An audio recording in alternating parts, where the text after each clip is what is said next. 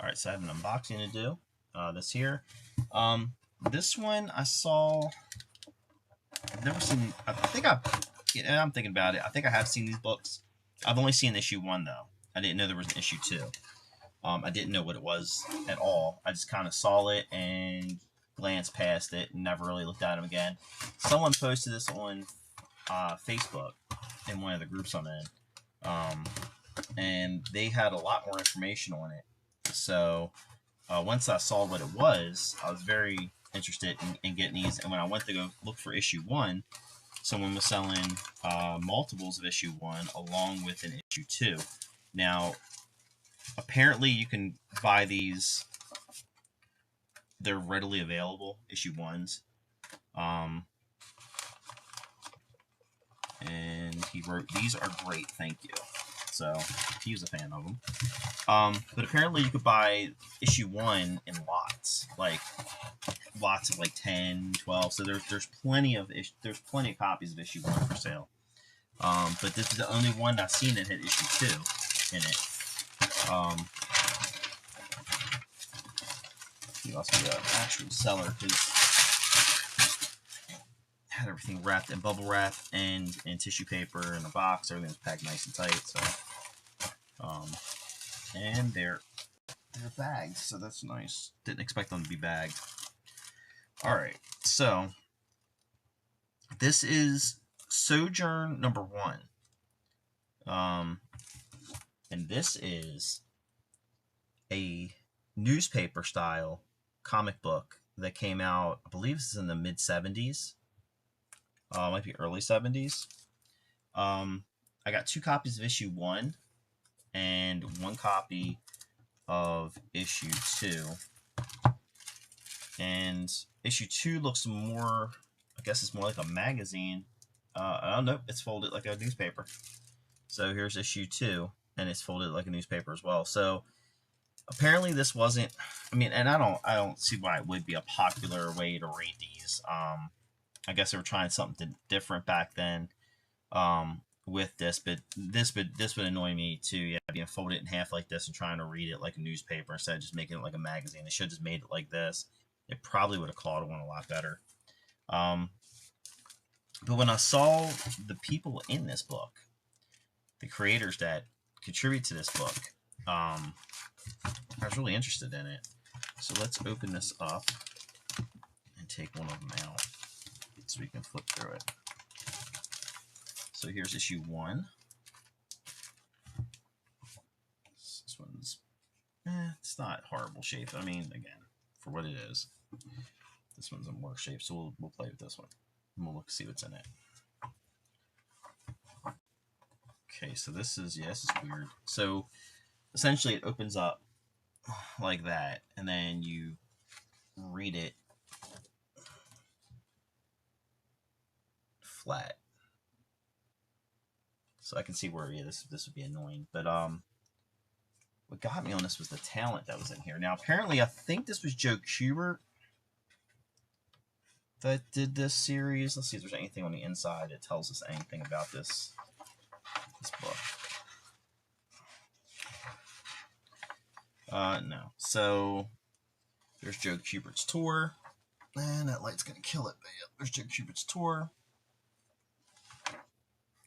It looked like a creator owned. They were trying to. That's pretty cool. There's a giant poster, but it's part of the story.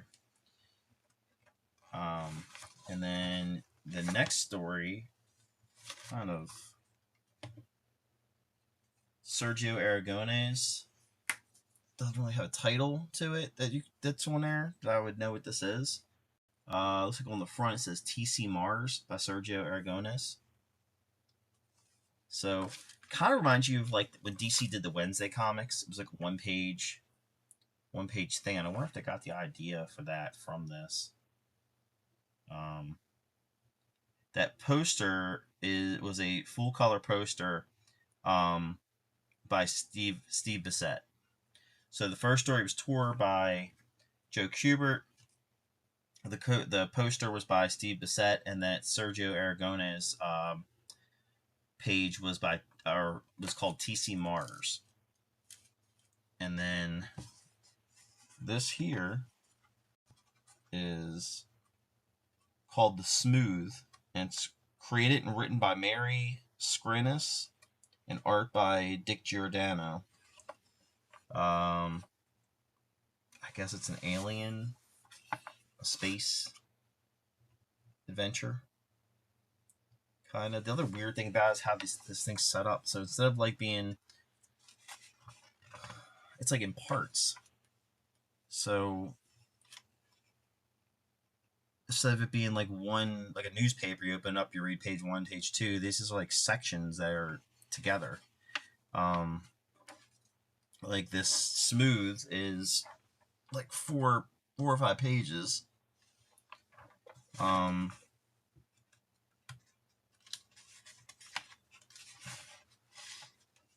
Okay, so, and then you got the contents in the middle. So the content says tour by Joe Kubert, poster series Kingdom of the Maggot, part 1, The Hunters by Steve Bissette. TC Mars, Very Private Eye by Sergio Aragones. The Smooth by Dick Giordano. EV Race, Private Investigator by Doug Wadley. Eagle by John Severin. Montage by Bill Kelly. And Chronos by Lee Elias. And that's what made me kind of perk up, and I saw Lee Elias had something here called Chronos. So I was really intrigued by that. Sojourn is the division of White Cliffs Publishing Company, and it says the publishers are Joe Kubert and Ivan Snyder. Editors Joe Kubert. Productions by Rick Veck, Ed Foley, Ken Fiedenwicks, and Steve Bissette. And this is from 1977. And this kind of goes on, just kind of gives you like a synopsis of Kingdom of the Maggot. A little editorial page by Jaxie Harris. Then the 1-year subscription to this magazine would have been $12. And 2 years would have been $24. I don't think it ever got past 2 issues though. EV Race by Doug Wildly. This is here. Looks pretty. I mean, it's great artwork and stuff. They dipped this down maybe into a smaller format, or even a magazine size format. If, like I said, it probably would have done a lot better. I think they were just trying something new and different. It just didn't work. And like I said, I can see why this would be. It's annoying kind of to read, and it's I guess to store as well. And then the way it's set up. Here's Eagle by John Severin, a Native American. Beautiful artwork by John Severin. I mean, really beautiful artwork by John Severin. And we're getting to the end here. So, got more, 3 pages of the John Severin art. Then we go to another kind of text page.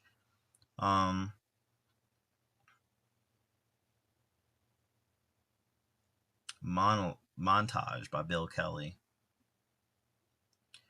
And it's basically Bill Kelly talking about films. And then I don't even know what this is. It looks like an entire article about Bruce Dern and a lot of the movies I guess he starred in.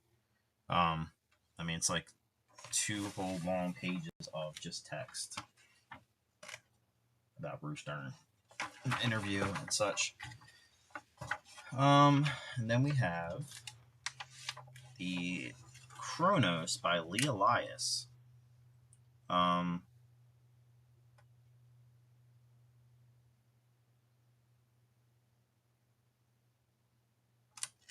Oops, gotta watch that tape. And that's Kronos by Lee Elias. It's not in the way.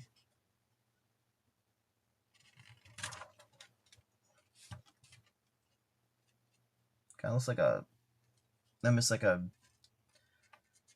street vigilante kind of, like Dirty Harry or something to that effect. No costumes, no nothing, just a 70s guy. Cops, crooks.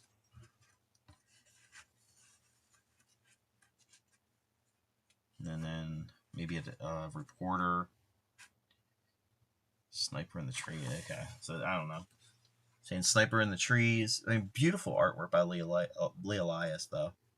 I haven't read this yet. I just opened it up. But it looks like maybe this guy was in the military or something and comes back and it's crime, and I guess it was going to set up something for, like I said, like a Dirty Harry, Death Wish kind of scenario. Let's see. Put this back together and I'll get issue. Let's put it in backwards here. And it's funny that like the first couple pages are in color and then the rest of it's all just black and white. And I wonder if that switches up. I wonder if everybody got a color version and then there was a black and white for each one. Now in color, the smooth looks pretty decent. It's like a kind of a 70s sci-fi kind of thing. And then the eagle. Then you got Kronos there. But pretty interesting. Newsstand price for this was $1.50. Which also might have been their downfall, was the price alone of what you're getting here.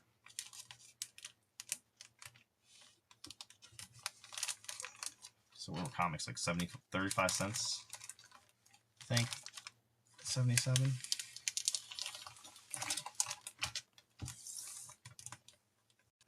So put that away. We'll pull out issue number 2 and see how this one is.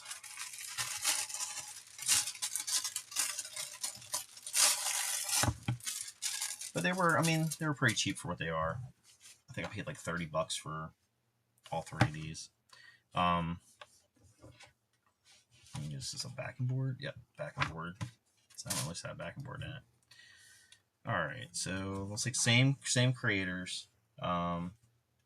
Issue number 2 has a cover by Joe Kubert. And it's like a wraparound cover actually. By Joe Kubert. And looks like the format is, the paper quality is better than this one. This thing's been folded for what, 49 years probably. Okay, so this one's got the contents on the first page now. So you have Tour by Joe Kubert, T.C. Mars, Very Private Eye by Sergio Aragonés, E.V. Race, Private Investigator by Doug Wildley, poster series The Kingdom of the Maggot, number 2, Bagged Prey by Steve Bissett, Eagle by John Severin, The Smooth by Dick Giordano, Montage by Bill Kelly, and Kronos by Lee Elias. And it looks like nothing's changed as far as and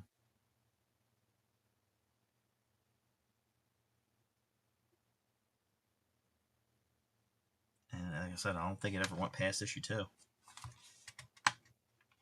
We got Tour, which I don't know if this tour is just his tour over and over and over again, like when he did it for DC and then he did it for, this might just be his artwork being reused again.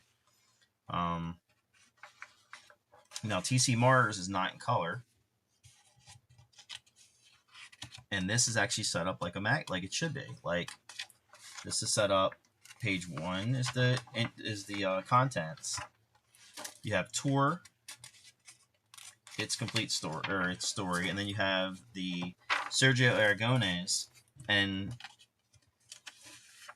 it keeps going. So instead of it being like that one, how they pulled out different sections, this one is completely through like a regular newspaper would be.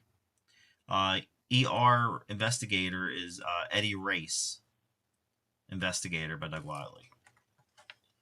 So, and it looks like I said, they did it a little bit better this time. So it just kind of reads a little bit better. And maybe that was something that they realized when they did the first issue, that it was kind of confusing. The sections came apart. And then we have, so in that one, the first 3 stories were in color and on better paper print. So yeah, it looks like it's probably what they did.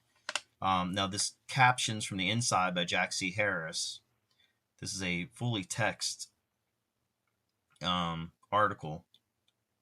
And it looks like it's just talking about comic companies, seeing what's going to be like, what's new, what's going to be successful, which is this time in 1977.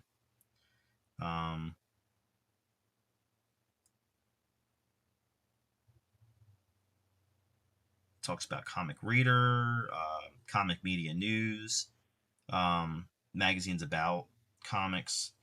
Freedom Fighters are mentioned in here. Fantastic Four, Action Comics, Alter Ego Magazine. Just kind of like a little time capsule of the time. Here is the Steve Bissett poster.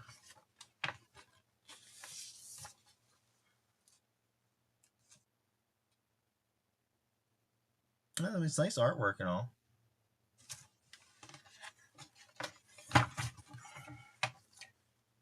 This is kind of hard to read and open. Now, there's other. Now this is weird because, gosh, there we go. This kind of goes glossy paper in the middle, and then we're back to newsprint. So this Eagle by John Severin starts off on glossy paper, and then the next page is kind of like the newsprint from before. And I just realized that this issue is stapled. So this issue is stapled. So in the second issue, they decided to staple the book, which, like I said, makes a lot more sense. And then we go from this really nice John Severin page with the Native Americans at the top, or the top right here. Then we go into Smooth, or The Smooth by Dick Giordano. And so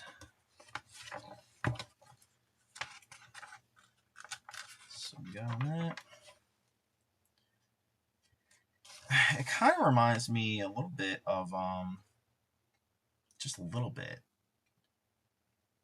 It's got some nude panels there. Okay, and then the montage of Bill Kelly is Roger Corman, and he talks about Roger Corman movies, and this is 2 pages of, or a page and a half of this article about Roger Corman and his movies. And then we go to Kronos by Lee Elias, where we're on newsprint, and then we jump to glossy paper. And the problem with this is, because the way this thing is set, there's a little bit of a tear going on it at the corner right here because of opening up the way this opens up. So, and then the last page is also a glossy page by Lee Elias.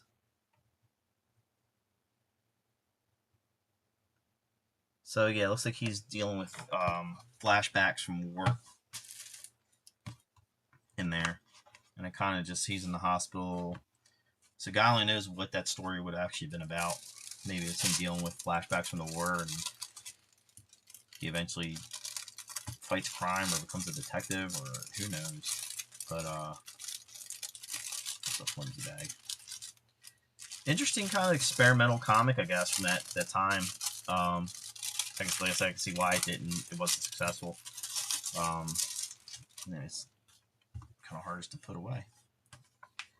But interesting piece nonetheless. I want to see if there was. I'm going to do a little research and see if there was another issue of this, but I don't think it was. I think when I ordered this one, I think it said issue 1 and 2 complete series.